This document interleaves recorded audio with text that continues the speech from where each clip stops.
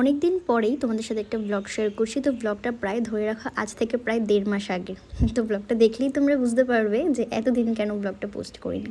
তো সেই দিন আমার অনেকগুলো পার্সেল ছিল, তো পার্সেলগুলো ডিসপ্যাচ করে এখন আমি যাচ্ছি পোস্ট অফিসের দিকে পার্সেলগুলো দিতে। আর যাওয়ার পথে একটু তোমাদেরকে আমাদের এদিকে গ্রামের দৃশ্যটাও দেখিয়ে দিলাম। পরের দিন সকালবেলা তাড়াতাড়ি ঘুম থেকে উঠে গেছে, এখন আমি যাব মুভি দেখতে, আমার সাথে সবুজ যাবে।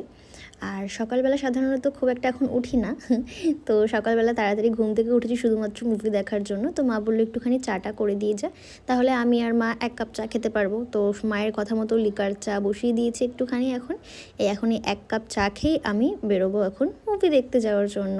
তো আমাদের শো ছিল ওই 8টা নাগাদ। তো আমরা এসেছিলাম এখন বিশালের ওপর যেটা খুলেছে SBF, ওখানে এসেছিলাম ধুরন্ধর মুভি দেখতে। তো 8টা থেকে তো শো শুরু ছিল, তো আমরা অনেকটাই আগে চলে গেছিলাম। তো তারপরে তো মুভি দেখতে গেলাম, বেশ ভালো ছিল। তবে কার কার মনে হয়েছে জানি না, তবে আমার কিন্তু ধুরন্ধর 2 এর থেকে ধুরন্ধর 1টা বেশি ইন্টারেস্টিং লেগেছিলো, জানি না কেন, তবে এটা আমার পার্সোনাল ওপিনিয়ন।